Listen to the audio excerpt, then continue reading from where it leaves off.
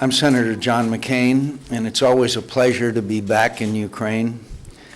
This is my fourth trip to Kiev since brave Ukraine took to the Maidan last year to demonstrate for freedom and their country's independence. I keep coming back, and I am here now because I believe what is happening in Ukraine is about far more than Ukraine. It's about the principles of international order that have brought peace and hope to Europe and much of the world beyond Europe since 1945, and whether a world based on these principles will endure or not. Before coming here, I looked at a definition for the word invasion. It is as follows: an incursion by a large number of people or things into a place, an unwelcome intrusion into another's domain. Now, if we in the West cannot say clearly that what Vladimir Putin is doing to Ukraine constitutes an invasion of a sovereign country, if we obfuscate this truth because we refuse to face it, then we are living in Putin's world. Just as an invasion is an invasion, our world either has rules or it does not. It is either organized around principles of justice or it is not. If Putin can invade a sovereign country for no other reason than greed, belligerence, and imperial ambition, what is to stop others from doing so? If that principle does not apply in Ukraine, why should it apply anywhere else? Freedom is indivisible everywhere, or it becomes negotiable everywhere. And yet our principles will count for little if they're not backed by our power and resolve. High-minded rhetoric does not do very well against tanks. Ukrainian leaders I have met are not asking foreign powers to defend their country for them. Ukrainians are doing that by themselves, but they want and must have greater support. It was argued for months that providing arms and greater assistance to Ukraine could provoke a Russian invasion. But now Ukraine is being invaded anyway, showing that the real provocation for Putin has been the perception of Western weakness. What should be clear is that Putin's appetite only grows with the eating, and he will keep taking more until he faces a consequence he is unwilling to incur. Clearly, we have not reached that point, and it is urgent that we do. I have come to Kiev to show America's support for Ukraine's struggle and to urge my government and the world to do more to support this country, to urgently provide defensive weapons, intelligence, and other assistance that can help Ukrainians defend their sovereign country, and to impose truly crushing sanctions on Russia. We should do this not just for Ukraine's sake, but because fundamental principles of the European and global order are at stake here. The principle that sovereign states have the right to make their own free decisions, that wars of aggression should be confined to our bloody past, and that power alone should not be a license to oppress and subjugate. The horrors of the last century unfolded because good people too often failed to recognize what was at stake for them in the suffering of others. If Europeans and Americans and the civilized world do not recall that lesson now and do more to help Ukraine in its hour of greatest need, the darkness in our world will only grow. I'm ready to respond to your questions. Thank you, ladies and gentlemen. Please, before asking the question, introduce yourself and pose a question. Sure. The question is going to be in Ukrainian through the device. The question is, when the U.S.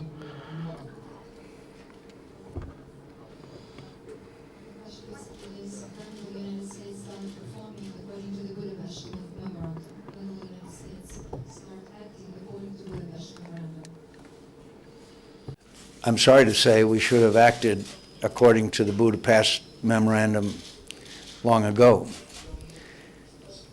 And the fact that we have not, I think, indicates that it'll be very difficult to convince other nations that have nuclear weapons to give up those weapons in exchange for guarantees. Because clearly the Budapest Memorandum, which guaranteed the entire territorial integrity of Ukraine, including Crimea, has been totally violated.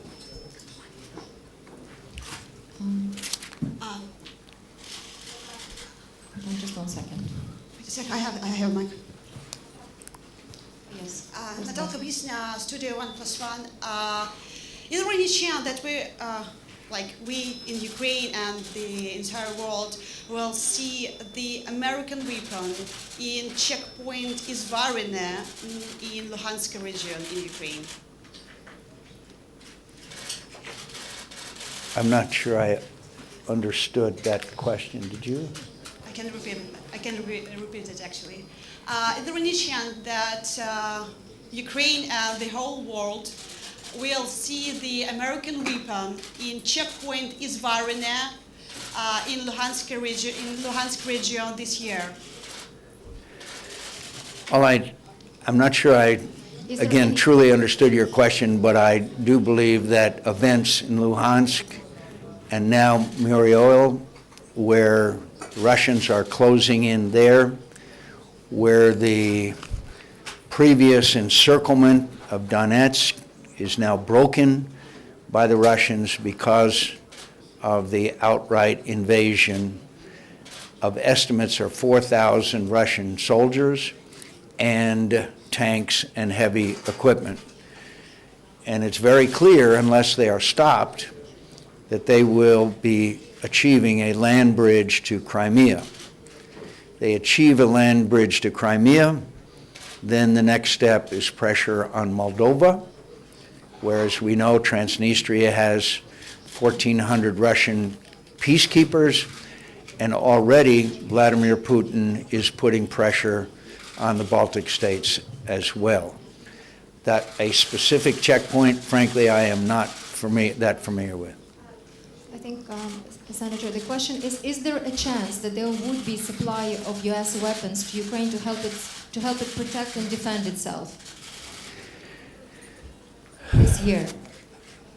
As you know, Senator Menendez, who is of the other party, of the Democrat Party, and I'm a Republican, was here last week. Senator Levin, who is an important senator, was also here.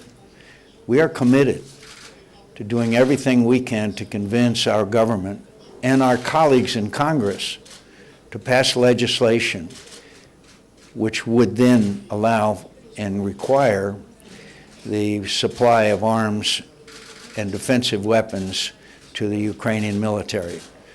Right now they are being outgunned, and there is a very serious imbalance as far as weapons is concerned. And without additional weapons, particularly defensive weapons, it will be hard to prevent the Russians from further aggression, which eventually could lead to a landlocked Ukraine. Thank you. We have a question in the middle.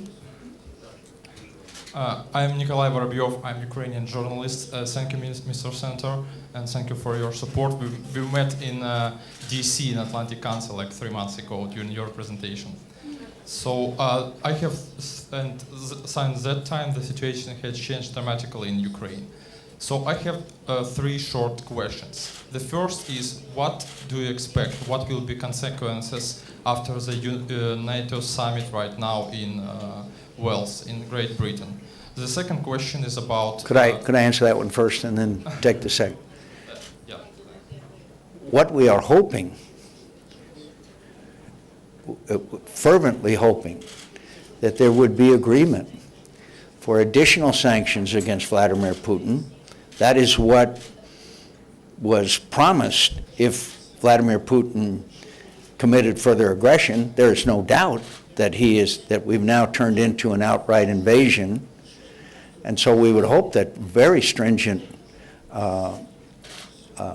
sanctions would be not only considered there, but by the other in the European Union.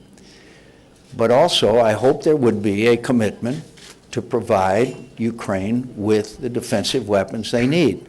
Now, I don't know if that will happen. But if it doesn't happen, in light of an invasion, what does that tell Vladimir Putin? It gives him a green light. The reason given for not providing weapons to Ukraine was that it would provoke Vladimir Putin. The opposite has happened. Because we didn't support Ukraine, Vladimir Putin has become emboldened and is now in an outright invasion of a sovereign country. Your second question. Yes, you probably knew my second question, and it would be, what kind of weapon can Ukraine expect? Because I think among other weapons, anti-tank weapons are very important because obviously armored vehicles has been a major part of this invasion that the Russians have been carrying out. We also need very badly to provide them with intelligence capabilities, which we have, to provide them with the information they need on the battlefield. It is right now, it's very difficult because they don't have the intelligence information that we could help supply them.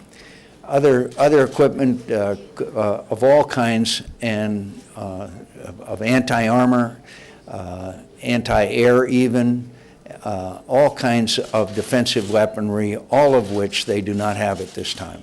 Thank you. We'll come back to you. I'm sorry, but we have other people asking questions. Thank you. Please, in the back. Associated Press, could you say if announcing for tomorrow ceasefire by President will help to find a solution to set up the crisis in Ukraine, in the eastern part of Ukraine, and in order to just play with Russia? Thank you. Well, what Vladimir Putin would like to see is a frozen conflict. There's an example of this, and it's Georgia, where Russia continues to occupy Abkhazia and South Ossetia.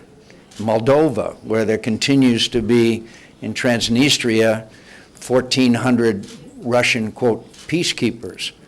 To allow the situation to be frozen in place would be giving up a great deal of the sovereign territory of Ukraine, not to mention a very important part of the economy of Ukraine as well.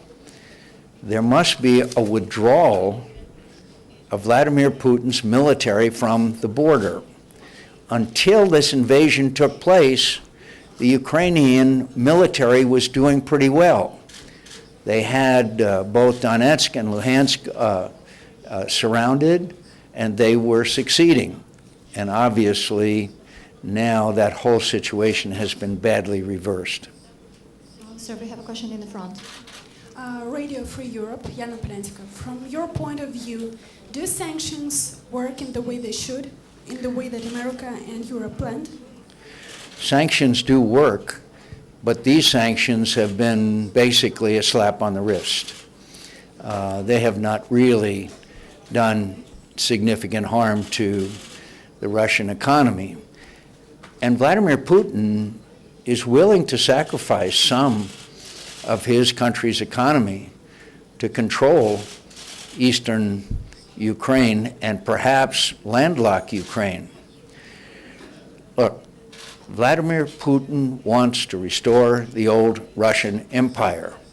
He cannot stand a free, democratic, prosperous Ukraine, because sooner or later the people of Russia would want to have that kind of lifestyle as well. Voice of America Right. here, if possible. One more? But yeah. You mentioned the necessity of crushing sanctions.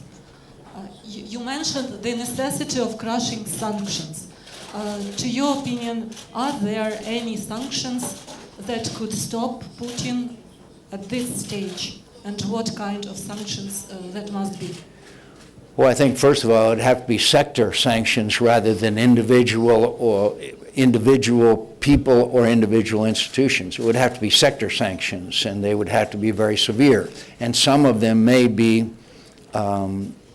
cause some economic impact in those European countries. But what's at stake here, obviously, is far more important, at least in my view. And by the way, I'd like to say that I applaud the decision of the French government to at least suspend the sale of those 2 warships to Russia. I think that's significant. I'd like to see them absolutely cancel it, but I was glad to see them suspend. So there can be punishing sanctions. Sanctions have worked in some cases, but not all. And it depends on the severity of those sanctions. But the sanctions that have been enacted so far, put yourself in Vladimir Putin's shoes. He's paid a very, very low price, and certainly not one that would discourage him.